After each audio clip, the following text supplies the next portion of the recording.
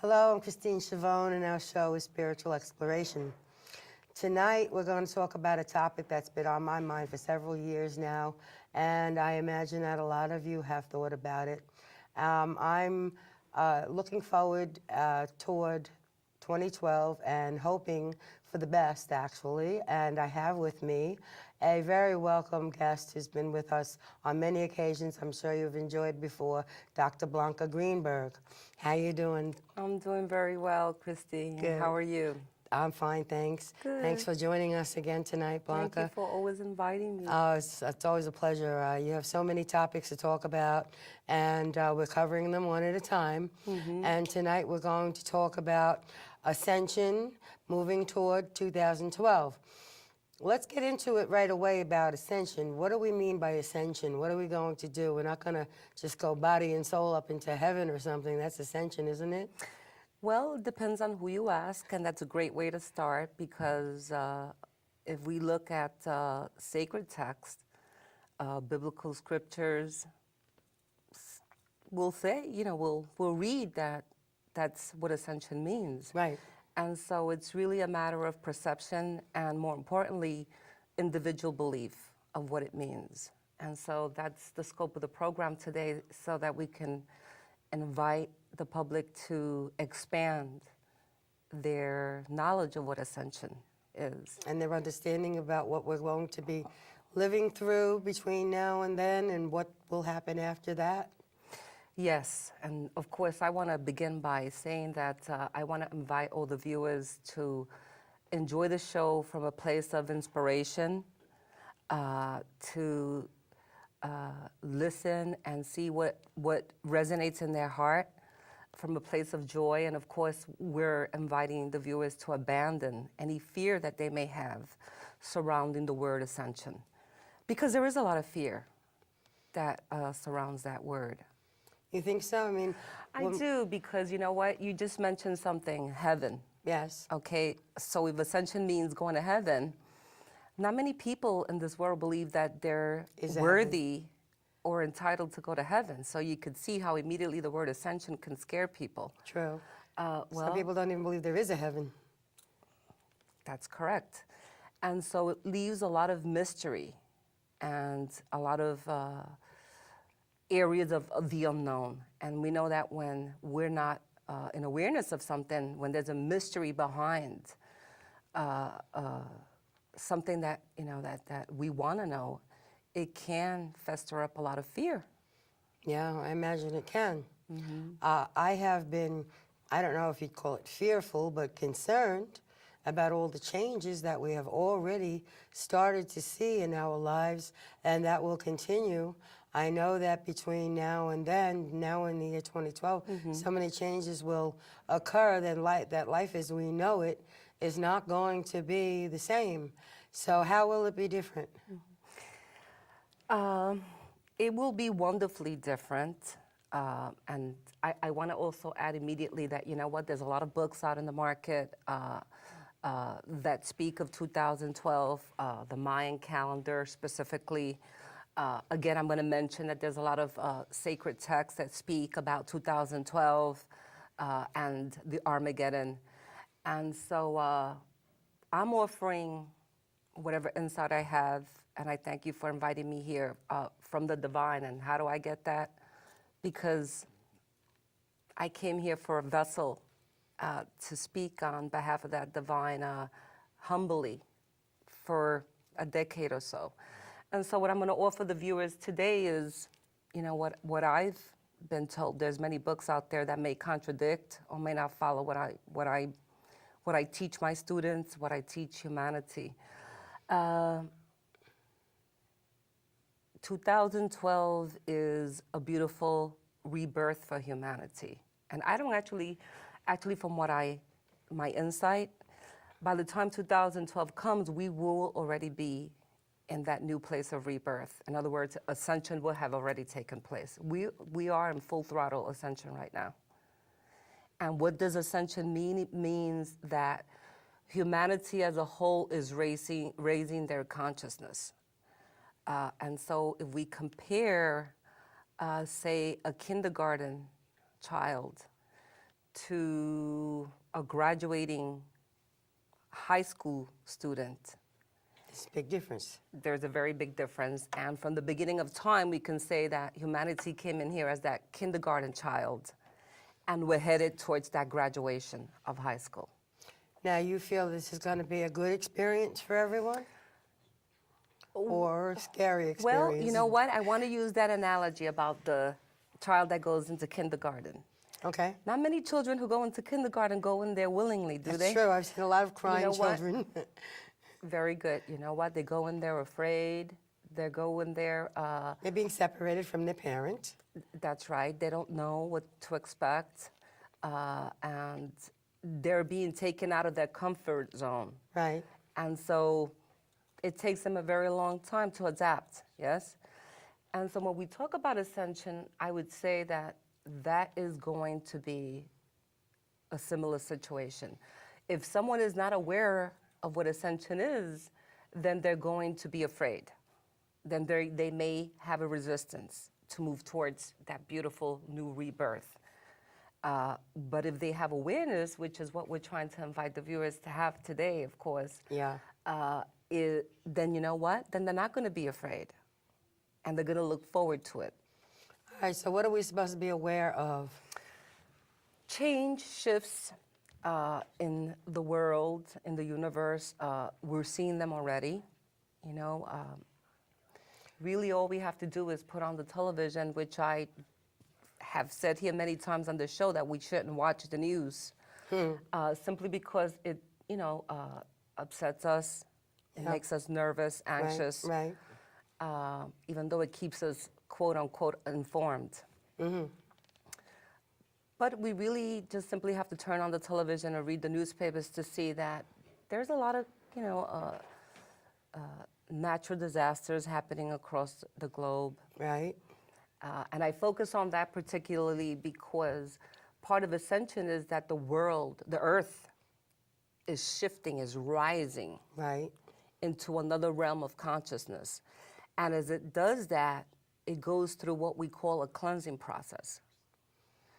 What is it cleansing itself from? Yeah. From all the low vibrational energy that it has accumulated from humanity.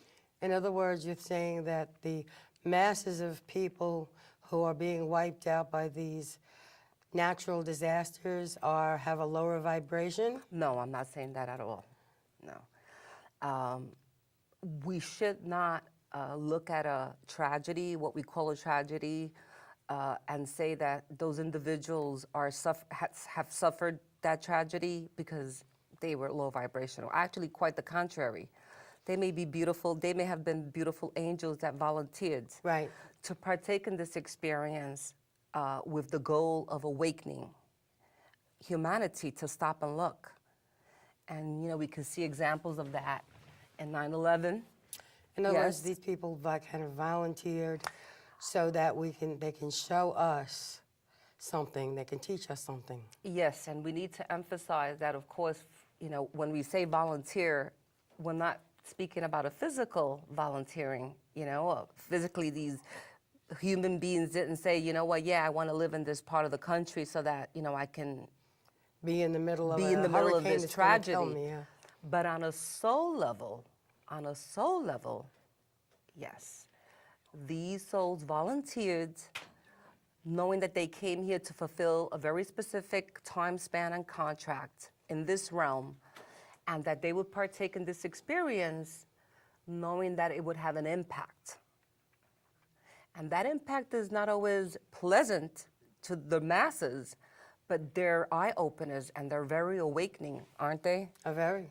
You know, And and you look at the so- tsunami killing 150,000 people in one fell swoop, and now we had, what, a tornado recently that killed 100,000 people? a cyclone. Cyclone. A cyclone. Okay. And it's very tragic. It There's is very no tragic. denying that. And we're not demising in any way the tragedy, the loss, the pain. And that's actually why I'm sitting here, because those souls should be honored, okay, for volunteering on a soul level to come here and have that experience just to awaken the rest of us. I hope it's doing a good job, because I'd like to see that these people haven't given up their lives for nothing. We have to wake up. We have to get more spiritual. We have to head more toward the spiritual, so that the collective consciousness might ward off some of the bad things that might happen to us. I've had some people say, oh, I think we're going to have a world war. I think we're going to have food shortages. We're going to have all kinds of devastating things happen.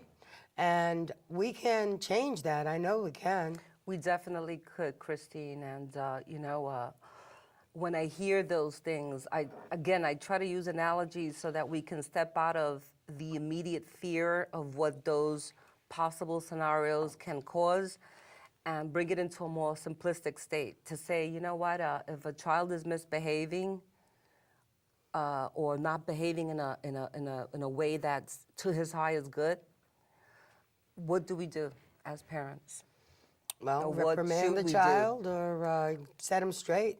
Reprimand Explain them, to 'em. explain, and you know what? If that doesn't work, if they're still heading towards a path of a lower vibrational behavior or choice, we may ground them, yes, or take away their cell phone, or Take away some privileges. yes, just enough so that they can say ouch Yeah. and say, well, you know what? Maybe I should think about that action I took, because I'm not enjoying the fact that I don't have my cell phone. Right. I'm not enjoying the consequences. The consequences. And so again, it's not about punishment.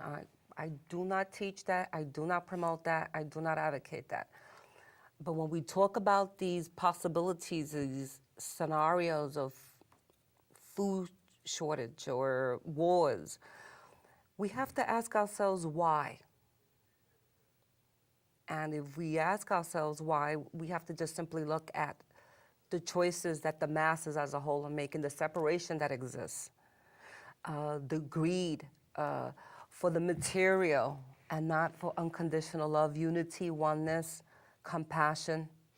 Yeah, It sounds pretty greed. corny, but you know what? It's destroying the universe. Greed is at the bottom of a lot of things, a lot of suffering, both human and animal. There's somebody there that's being greedy, that's making money off the suffering of living things. Yes. And again, there is greed in the world. I don't like to say that anyone is greedy. What I would like to do is invite people to look at their choices, at their actions, at the way they live. And they know, each individual knows when they're acting at a state of being that is not from a love vibrational state. Yeah. You know Sure. what?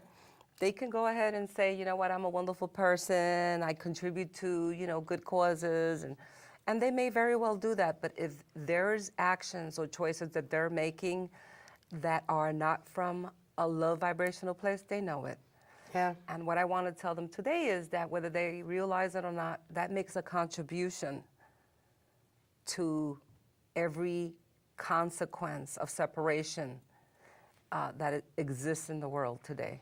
Just like if you are coming from a vibration of love, you're making it better for everybody else around you. Yes, you are. Yeah.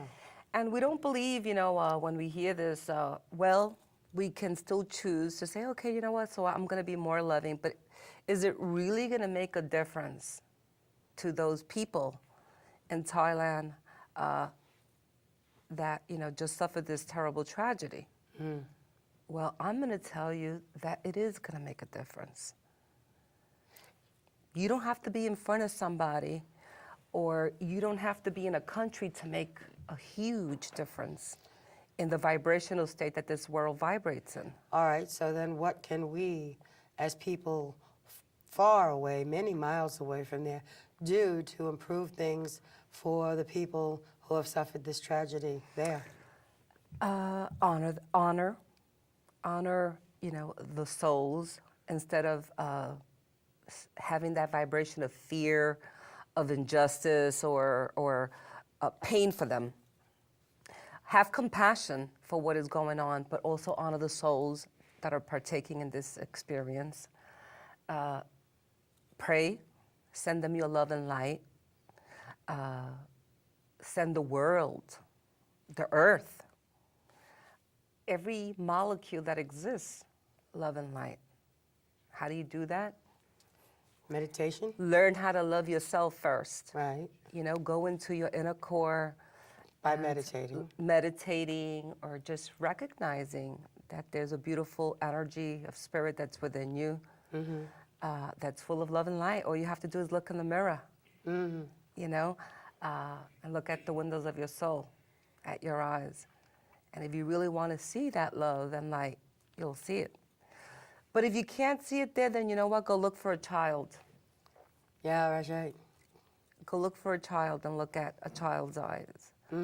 Or go look at an animal, a dog, a cat. Because they're innocent. Yes. Go look at a flower. You know, there are many loving God forces right here that can teach us how to love ourselves, so that then we can turn around and give that love to the rest of the world. So that's what we need to do. We need to look at the way we're behaving, you know, the choices that we're making. Yeah, if we're making choices that are going to help people or hurt people. Yes. We can go out and heal the earth instead of hurting it, polluting it, Right. Destroying it. And again, you know, it sounds really corny because, you know, we've been hearing this for decades, you know, environmentalists, oh, you know, we want to save the world, save the tree. We want to have that wooden table, you know, or whatever. Yeah, well, you know what? The world, the earth is dying. It's dying. It's dying environmentally, it's dying. You know, this is why all of these catastrophes are happening across the world, because it's suffered. You know, it has a lot of negativity, and that suffering is a combination of what we've taken away from the earth and the vibration that we feed it as well. Can you understand that? Maybe you can be a little bit more clearer. The choices and what we're choosing to be in our That was how we choose to live our lives, Yes. whether we're living our lives Harmoniously, in light or love, darkness. peace, right, has a contribution to The whole world. the whole world, to the Earth's core, actually. So if we're going around doing good things, then we're making things better as far as the whole earth is concerned. If we're going around doing bad things, then we're bringing negativity into the earth. If we're making low choices, yes. Low choices. Yes. Then we're feeding, you know, our choices have what? Emotion. If you make a choice, it has a manifestation, right? Well, it depends on what the choice is about. If you're just choosing what you want for lunch or something, it's not an emotional thing. It's not an emotion, no, I'm saying it's in motion. Oh, in It's motion. movement. I thought you said in emotion. movement. Oh, I Every see. time you make a choice, there's something that's moving. Oh, I see. Yes? Well, yeah, our thoughts Are moving. are moving. And so when we ask ourselves, how is it that we're contributing then to the earth? How is it that a choice can, because our thoughts are energy, and that energy is moving, Yeah. and it has a trickle effect. You know, we can imagine how the smoke of pollution, right, of a boiler, you know, a chimney, is constantly moving through the air, right, and it travels. Oh, yeah. Well, we could see that, then we could see how emotions and choices also move. My point is that they get into the earth. And So what we think is what we bring about. yes, Our thoughts become manifest. they do. But they also have a contribution, since we're talking about ascension, they have a contribution to everything else that is, every other living molecule, and to the earth. And so we're having wonderful thoughts. You know, the earth is receiving this energy, and of course it's gonna blossom. It's feeling that beautiful vibration. It's being fed, you know, love. But if we're having toxic, you know, experiences, emotions, feelings, well, that too is going into the earth's core. And it has a consequence. It cannot survive for an extended period of time, all the eons that we have had these And we've types had a lot of of emotions. eons. So Why now, though? Why now is all of this changing while we are here? Why didn't it change 100 years ago or That's a 100 great years question. from now? And that's a great question, and that brings me back. That brings us to the books, to the Mayan calendar. You know, why? Why 2012? I mean, Nostradamus didn't see anything past 2012, and he was way back in the 1500s. Edgar Casey, who was around Yes. in the early 1900s, didn't see anything past 2012. The Mayan calendar ends in 2012. Well, I like to say that, you know what, the creator who created this realm knows it all. I'm And sure. and so, you know what? It inspired those beautiful writers and those beautiful channelers like Edgar Casey. And I humbly say, even myself sitting here, to say and to have the insight to know that, you know what, you have to spread this insight to the world. Yeah. Because this is how long it's going to survive unless something changes. And so that inspiration, those channelings, that insight came from somewhere up above, no, or higher Higher. than our mental capacity. So what are we experiencing now? I find myself sometimes, I think, physically, either there's something wrong with me, but physically feeling the earth shifting. It 'Cause is. sometimes if I get up from a chair or from my bed, I'll lose my balance or wobble a little bit, and it actually feels like the earth is moving in a certain way, and I have to grab something. And I was with Andrea Bonato. Yes. I met her by you, and she's an excellent chiropractor. She uses Reiki energy and everything, and she gives a beautiful adjustment. And I said to her, I said, Andrea, I said, when I saw her last for my adjustment, and I said, why is it when I get up, like out of bed or something, and I feel, because I'm figuring she would probably know, you know, how to adjust something like that or whatever. And she said, it's because the earth is changing, it's shifting, and that's why you get up and you can feel it. And I says, yeah, but it's just like the last few weeks or so that I've been experiencing this, and I'm not dizzy or anything. It's not a dizziness. It's not something that's happening to me where I lose like my equilibrium. It's I lose a balance, and I feel the earth moving. And I don't know if anybody else is experiencing anything like that. Well, I can tell you that I know for a fact that many people are. I am a doctor, so I have a lot of patients who come in. I teach. I have students, especially the students who are very aware and open to Ascension, because since they are aware, they're more expansive to receive the calibration and the energies that the earth is creating as it's shifting. You think that's what's happening to me? Absolutely. There is not one molecule here that is not receiving part of those energies. Because if you're here in this realm, you're going to experience it. Now, part of those energies are, as I said, the earth is ascending. And so if you can imagine, we can look at a thermometer and say that the gauge of the temperature, okay, is the earth moving. And say that, well, this is a third dimensional realm. So let's say that it was at 30. Okay, representing third dimension, and that it's slowly moving up that thermometer. And even if it moves slowly, you know, there is a movement, yeah. that is felt. As it moves up that thermometer, there's energies.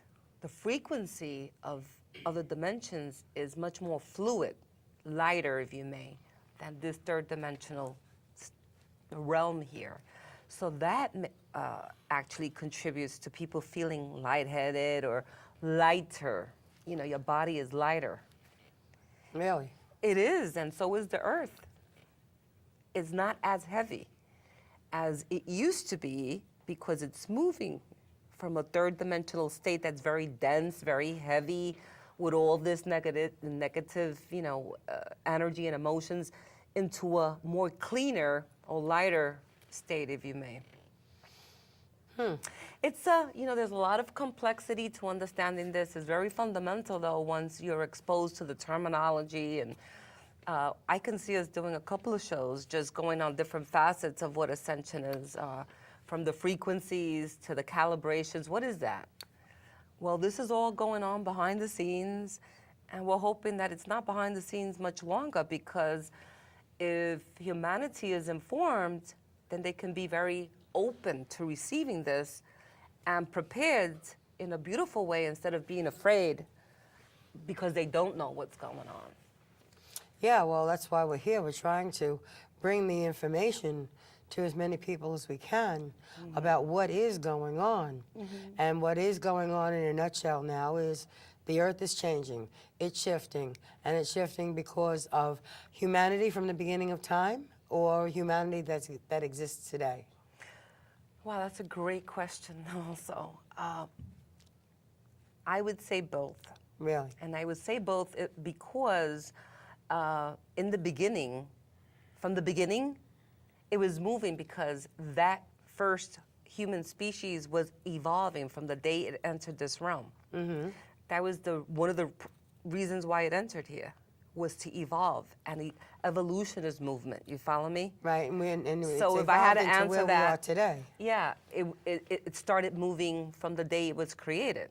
And yet that movement was supposed to lead us into the ascension process in a very fluid, very harmonious way, because that evolution was supposed to take place in facets, almost like that kindergarten child that graduates to high school, okay? And yet, you know what happened? And that's a great analogy.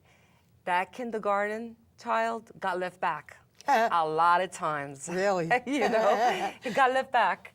It got left back because it had problems, difficulty understanding certain things. Well, that's the school example. Humanity got left back because it separated itself from its source, because it began to give its power, its attention to material things instead of, always remembering that the greatest source was love and unity, oneness. And so every time it made those choices, it got left back. I see. In other words, like you're saying, people who have put too much emphasis on things. They have to have a big, beautiful home, and they have to have the most expensive car, and they have to have this, and they have to have that. That is being materialistic. You know what? If you've been blessed, with those beautiful material things, and you are abundant in giving and in having compassion and love for someone, and sharing, and holding the vibration of beauty, then I'm not suggesting in any shape, way, or form that if someone is comfortable, right, that they're sinful or that they're greedy. Right. It's that sense of separation, really. You know what? This is mine. Right. And I don't want you to have it. And don't touch it. Don't touch it. Don't go through my stuff. And I earned this.